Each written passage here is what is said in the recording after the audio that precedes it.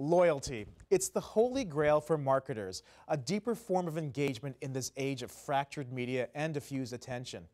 The Pacific Northwest's propensity for community building may readily engender this deeper form of relationship. Think RAI, Powell's Books, or even your local farmer's market. We'll speak to two visionaries on how they've successfully built loyalty around their brands. Then we'll consider whether there's something in the water here in the region. Why do we have such strong communities of fans? What are the larger lessons in how we grab someone's attention and create a relationship for life? I'm Hanson Hossain. Welcome to Four Peaks.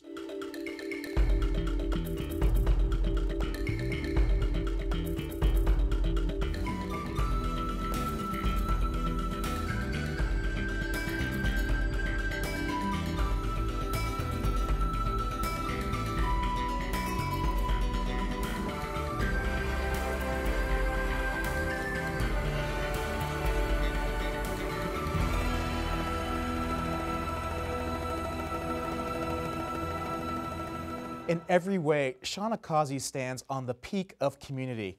She's the incoming president of Social Media Club Seattle and guides Nordstrom's social media strategy. She's also recognized as one of the region's top 100 women in technology. How does she use these online tools to build such powerful communities? Shauna, welcome.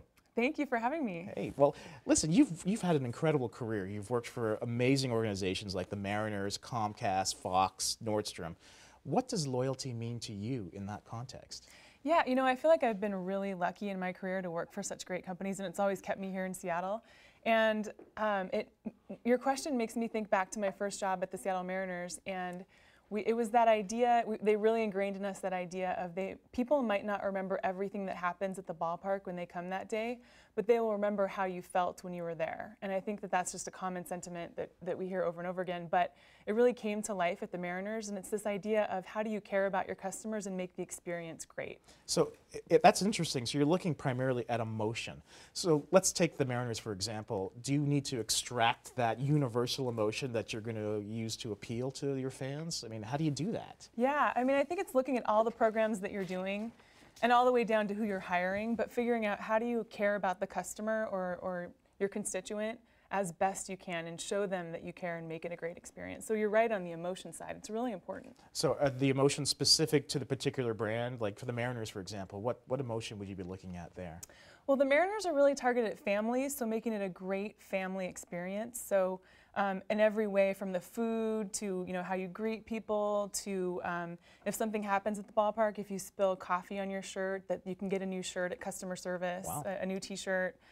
So it's really all these sort of surprise and delight things that are built into your experience. I imagine because they're a sports team and a beloved sports team, the Mariners were kind of an easy start. Are there more challenging organizations and brands that you have to work a little harder to get that?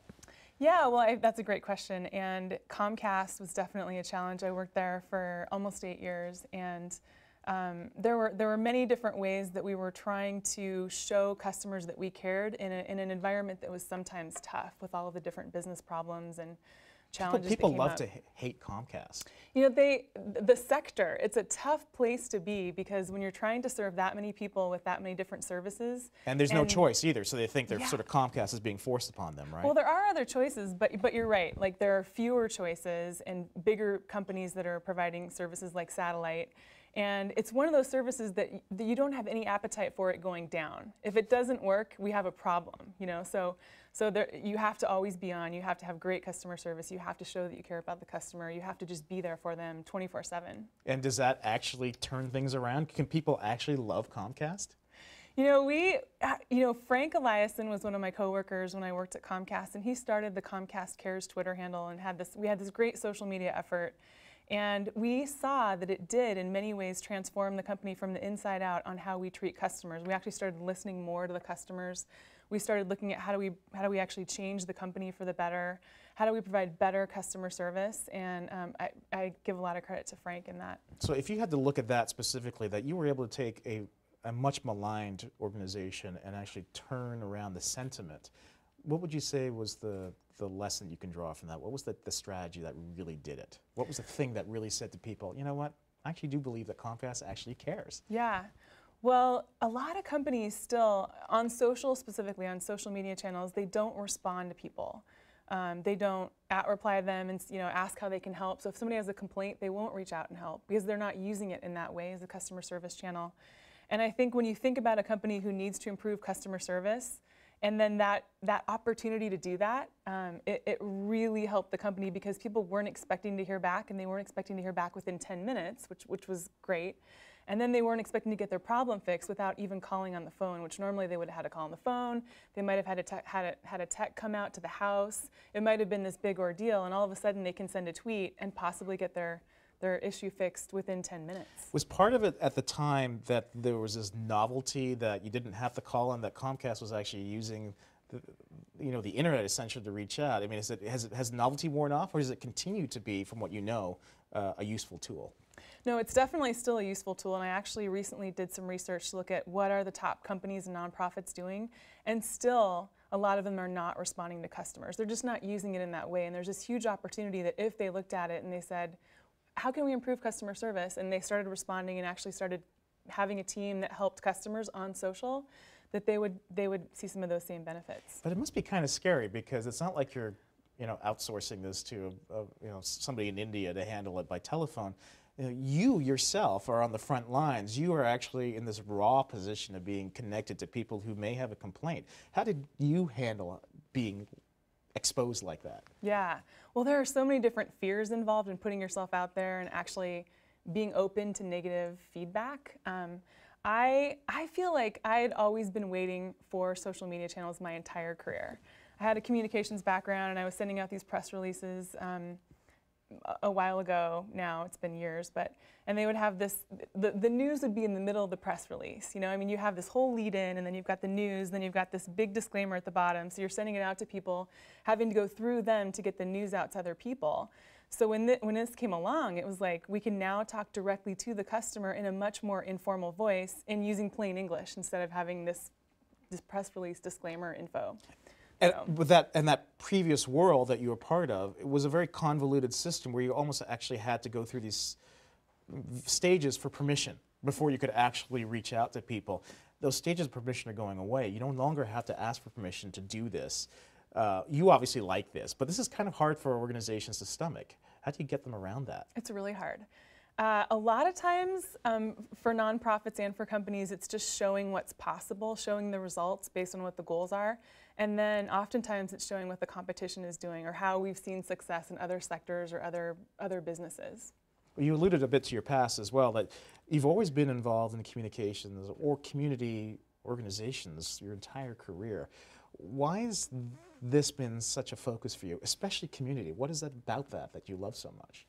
Yeah, I think there is something special here in Seattle, and there's something special about building community and about figuring out what works to improve our region. I mean, I grew up, my mom's Seattle Parks Commissioner, so I really grew up with it. And I can't imagine not having that, and I just love the communications field, so I think it was just, I didn't excel in science, so. Well, what's interesting to me from your background is that obviously you've gone to work for for-profits like Nordstrom or Comcast or Fox, but you also do a ton load of stuff in philanthropy. You're on a lot of boards. You seem to, and you're going to be in the social media club as the president. What on earth is driving you to do all this in addition to your day job? Yeah, well, part of it was just the family growing up, but another part of it was there is a great leadership program here in Seattle called Leadership Tomorrow, and I'm actually on the board right now. And I went through the program in 2008, and I went into the program thinking I want to do more for this community, but I don't know how to help. And it gave me a really great insight to how I can help. I mean, it connected me to a lot of leaders in the region. And after going through something like that, you feel like you have a responsibility to help. Once you know what the challenges are in the region and how we can improve, then you feel like, how can you not step in and help?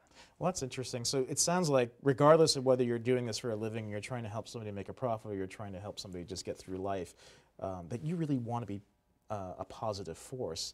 And what's amazing to me is that you've been able to take technology, which seems to be cold and lifeless, and actually given it that human connection. Were you early to social media? And I think that's part of it. Once you're early, you sort of have a leg up, right? Because back when I started on Twitter, it felt like a neighborhood. Yeah.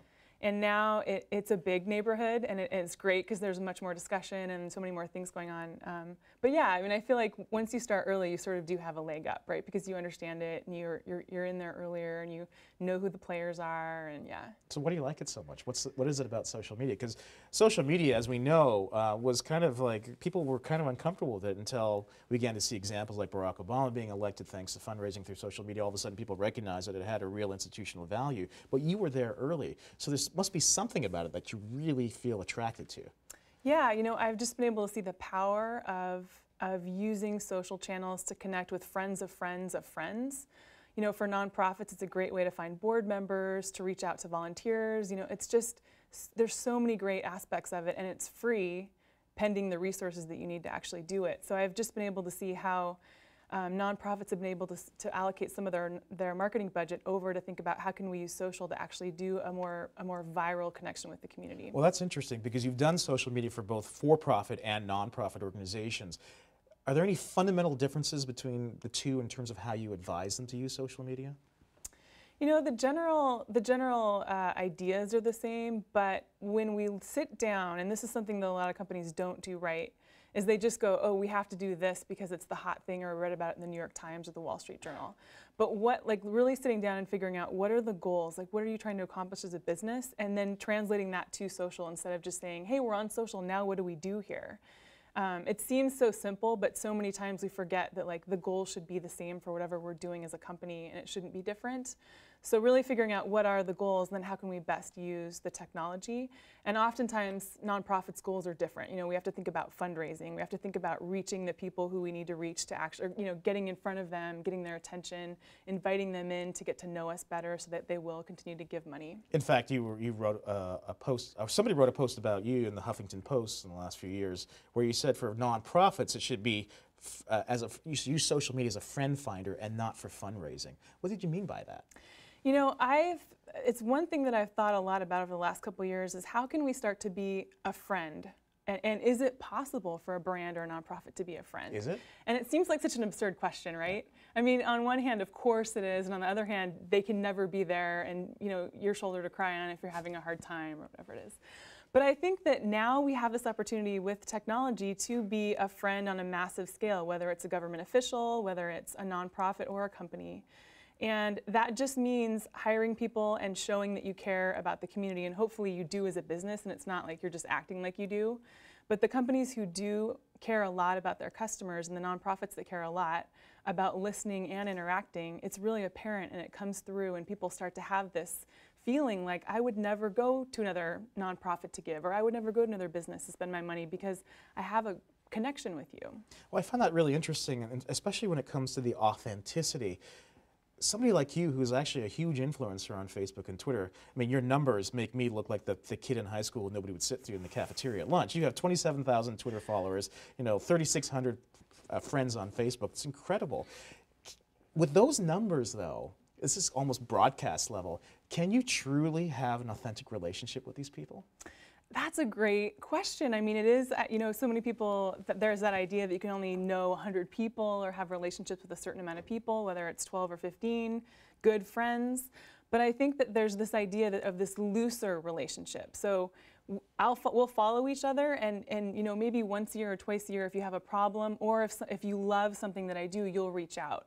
And so we'll have this loose relationship, but we still feel like we know each other, whereas before we didn't even have that relationship. So you still think that you're able to have those authentic connections? I mean, I'm thinking about somebody like Oprah or Ashton Kutcher, where they have like 1 million followers. I'm not quite sure how many people they're following back, but then we're getting into the fame problem there. Is it that bad for you yet? Oh, no, no. But do you aspire to like 1 million followers, or do the numbers actually mean anything to you? The numbers don't mean anything to me. It's more about, you know, how you're using the relationships that you have. And I think that if I only had 100 connections on Twitter, it would be just as good as me having more than 100. But it's really the connections, and you know, when you put information out there or ideas out there, I mean, I really love to idea cast versus life cast. I really love to talk about ideas. And see people's reaction, see what they have to say, and you know, the great thing about Twitter is it's 140 characters, so you can reply back with a quick thanks, and it takes a second. So it's very efficient. So coming back to this theme of loyalty, when you do when you are able to make that connection with people, when they say, you know what, I'm going to like what you say on Facebook, or I'm going to follow you on Twitter, is that loyalty? Yeah, I think that we look at how can we, especially as nonprofits, tap into these deeper passions that people have and make our nonprofit about more than just ourselves. Whether it's ideas, whether it's sharing best practices, whether it's thanking people or celebrating holidays, or just saying, Happy Mother's Day on Mother's Day, just simple things like that. They make a difference. And then above and beyond that, how can you create surprise and delights experiences? So if you do have a problem, how am I helping you solve it, or how is somebody in the company helping you solve it? Well, I appreciate what you're saying, because it makes me feel really hopeful about social media and how you actually build those connections of loyalty. It sounds to me it's not as superficial as many people think. So when we return, how did one tiny radio station use the devotion of its fans to transform itself into a beloved independent media powerhouse?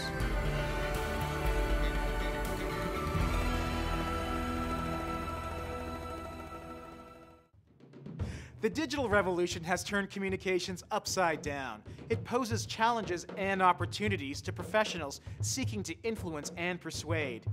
These are our students in the Master of Communication and Digital Media program, innovators who think entrepreneurially about how to engage communities through storytelling. As creative leaders, together we're charting the future of communication. Want to join us? Find out more at mcdm.uw.edu.